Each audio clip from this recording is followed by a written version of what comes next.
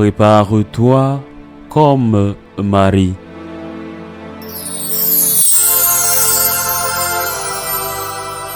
En ce temps-là, les foules qui vinrent se faire baptiser par Jean lui demandaient « Que devons-nous faire ?» Jean leur répondait « Celui qui a 2 vêtements, qu'il partage avec celui qui n'en a pas, et celui qui a de quoi manger, qu'il fasse de même. » Des publicains, c'est-à-dire des collecteurs d'impôts, vinrent aussi pour être baptisés. Ils lui dirent « Maître, que devons-nous faire ?» Il leur répondit « N'exigez rien de plus que ce qui vous est fixé. » Des soldats lui demandèrent à leur tour « Et nous, que devons-nous faire ?» Il leur répondit « Ne faites violence à personne, n'accusez personne à tort, et contentez-vous de votre solde. » Or le peuple était en attente, et tous se demandaient en eux-mêmes si Jean n'était pas le Christ.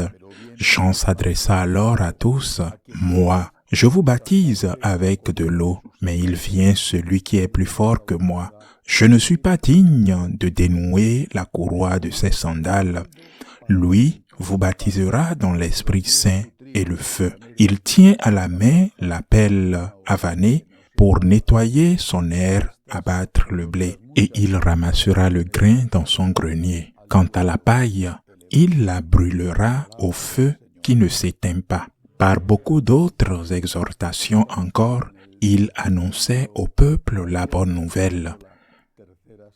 Acclamons la parole de Dieu.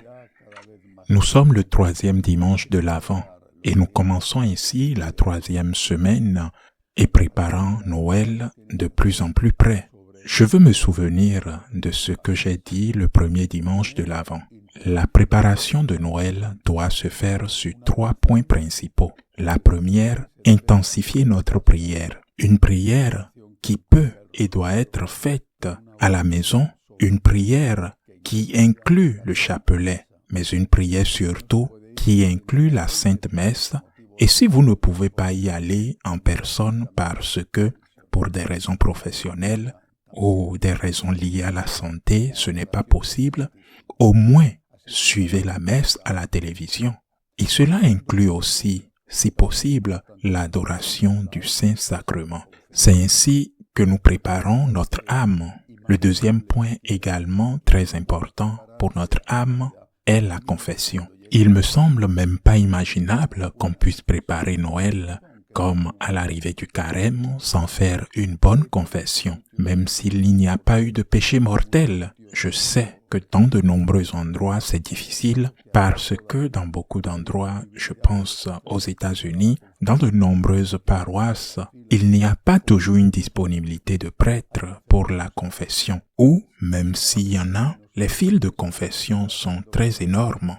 Vous devez faire tout votre possible. Il y a de moins en moins de prêtres et il devient de plus en plus compliqué de se confesser. Mais il faut faire tout possible. Et si cela n'a pas été fait dans la 2e semaine de l'Avent que nous avons terminée, il faut le faire dans cette 3e semaine. Et l'évangile d'aujourd'hui se réfère au 3e point que je veux aborder, la charité. Une charité qui doit commencer par le respect de nos obligations. Quelle est la première charité qu'un médecin doit faire par exemple? Eh bien, traitez bien vos patients. Quelle est la première œuvre caritative qu'une personne qui travaille par exemple à la caisse dans un supermarché doit faire? Eh bien, être gentil envers les clients. Quelle est la première charité qu'une femme au foyer doit faire? Eh bien, s'occuper de vos tâches ménagères et ne pas protester quand vous ne vous sentez pas aimé. La première charité consiste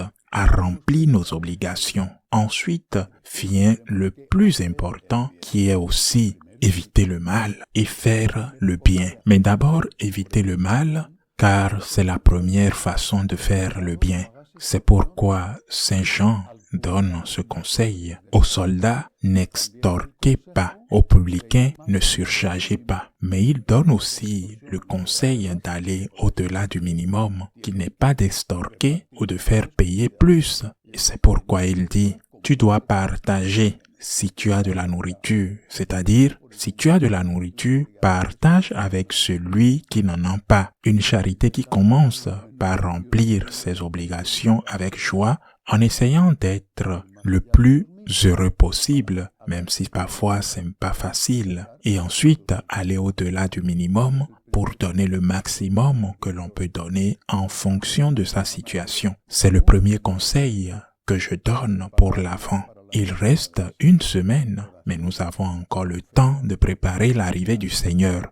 Prière, confession, charité. Plus loin dans cet évangile, Saint Jean-Baptiste dit aussi autre chose. Il annonce l'arrivée de Jésus et il l'annonce avec humilité. Il dit, « Je baptise d'eau, mais celui qui viendra après moi vous baptisera dans le feu du Saint-Esprit. » Il annonce déjà l'existence de la troisième personne de la Sainte Trinité. Il vous baptisera du Saint-Esprit et du feu. Avec le feu, nous avons quoi, par exemple? Je me souviens toujours de ces vers de José María Pemán dans l'une de ses œuvres les plus merveilleuses, un poète extraordinaire, très marginalisé aujourd'hui, mais bon, j'espère qu'il est au paradis et qu'à partir de là, il ne se souciera pas de toute la marginalisation dont il a souffert.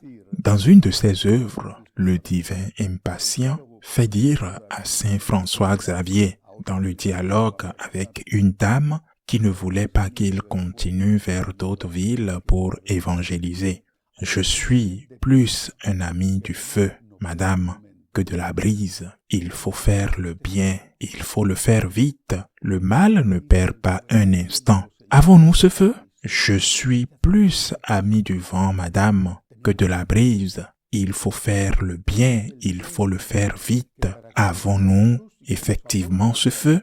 Nous avons le zèle qui caractérisait Jésus et que les apôtres reconnaissaient publiquement lorsqu'ils purifiaient le temple. Le zèle pour ta maison me dévore. Avons-nous ce zèle, ce feu pour évangéliser, pour annoncer la bonne nouvelle à tous les hommes? Aimer et faire aimer l'amour. Avons-nous ce feu?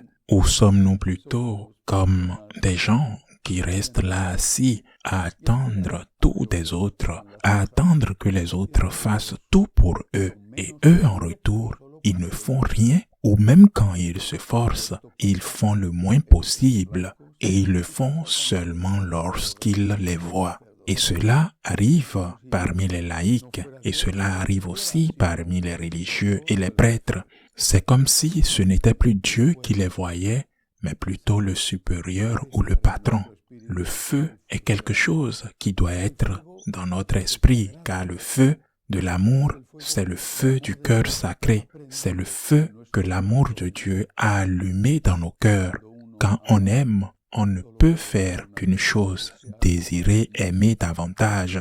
Quand on fait le bien par amour, on ne peut faire qu'une chose, désirer faire plus de bien. Et quelle honte si nous ne pouvons pas le faire, ou si à cause de nos limites, nous le sommes incapables de le faire. Je suis venu apporter le feu à la terre, dit Jésus, et comme je veux déjà qu'il brûle, demandons au Seigneur en ce troisième dimanche de l'Avent de remplir nos cœurs de passion, de nous remplir du feu de l'amour, de nous remplir d'enthousiasme, de remplir notre cœur d'amour pour que nous ne soyons plus comme des légumes sans rien faire et qui espèrent passer leur vie avec lui, dolce far niente, c'est-à-dire le doux acte de ne rien faire, en espérant bien sûr que d'autres le feront. Celui qui n'aspire pas à aimer davantage, par amour à faire davantage, n'est pas encore entré en relation avec Dieu, le Dieu amour, le Dieu qui est feu. Ainsi soit-il.